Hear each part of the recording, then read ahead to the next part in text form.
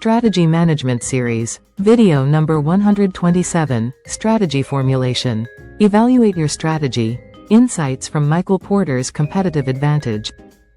Welcome back to the Ready MBA series on strategy management.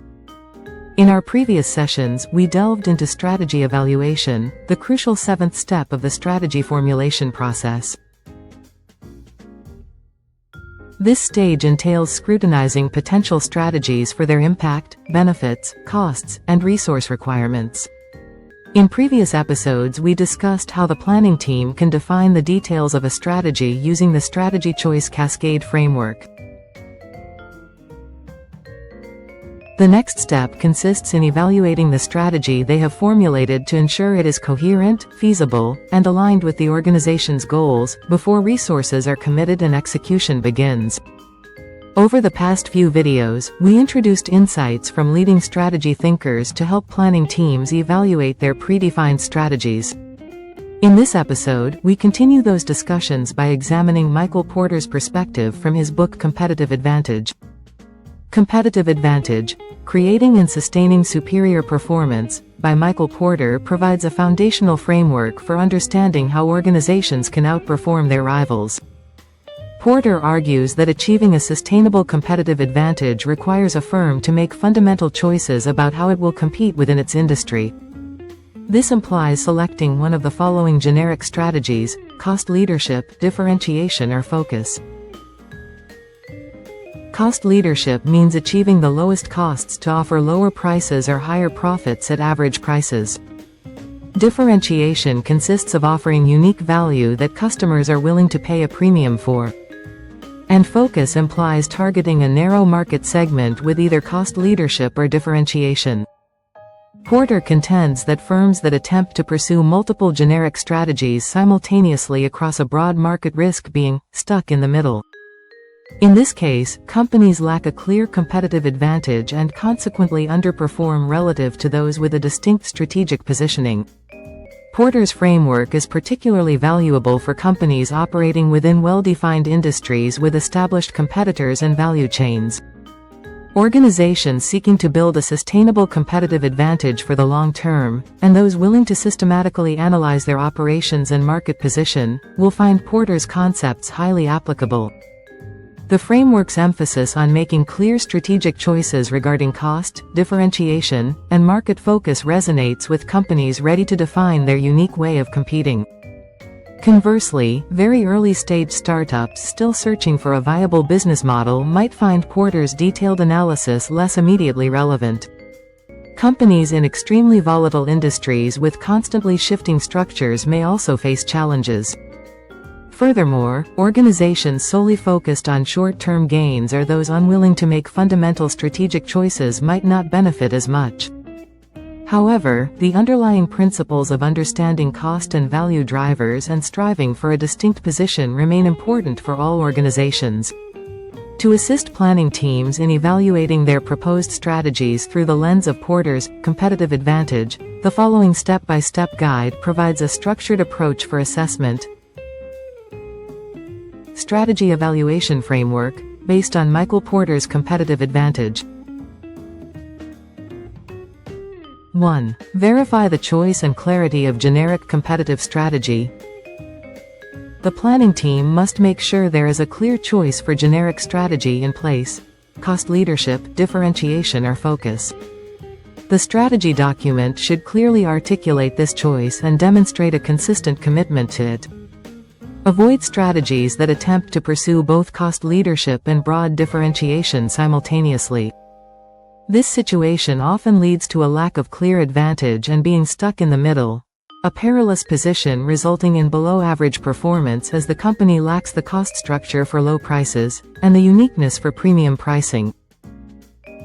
2. Analyze the sources and sustainability of competitive advantage. The strategy should pinpoint the specific activities within the organization's value chain, the sequence of activities a firm undertakes to create, deliver, and support its product or service, that will be the sources of cost advantage or differentiation. For cost leadership, the strategy must identify key cost drivers and explain their management.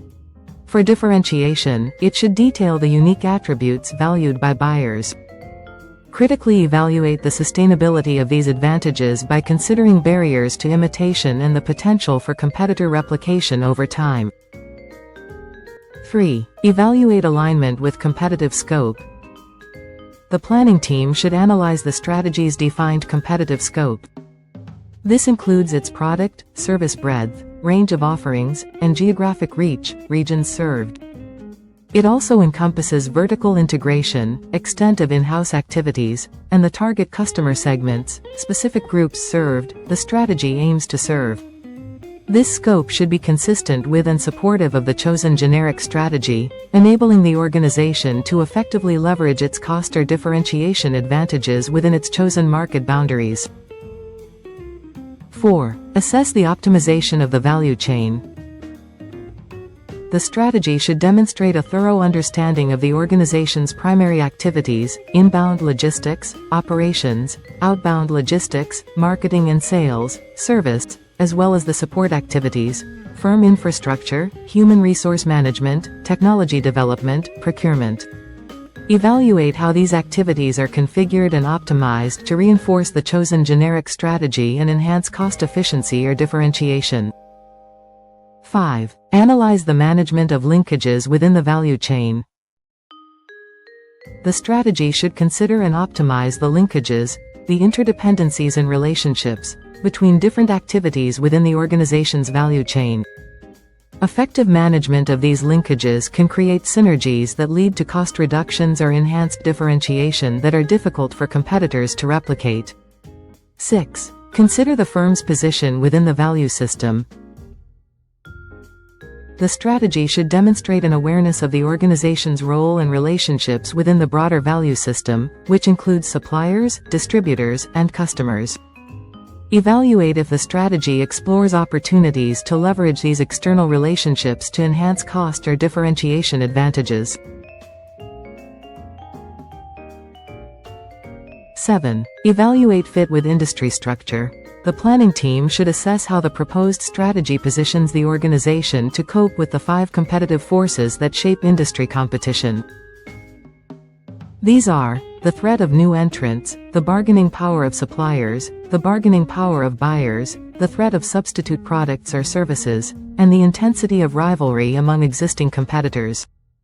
The strategy should outline how the chosen generic strategy and value chain activities will allow the organization to outperform rivals within this industry structure. This detailed evaluation, grounded in Porter's framework, ensures your strategy is not just a plan but a robust blueprint for competitive advantage. By verifying strategic choices, analyzing value chain optimization, understanding market scope, leveraging external relationships, and positioning against industry forces, the planning team can strengthen the strategy's coherence and feasibility. This process will ultimately enhance its potential to achieve and sustain superior performance against rivals in the long term. And this concludes our discussion about strategy evaluation according to Michael Porter's competitive advantage. Please be sure to check our next episode where we discuss Rita McGrath's perspective on competitive advantage based on her book, The End of Competitive Advantage. Until then, keep strategizing.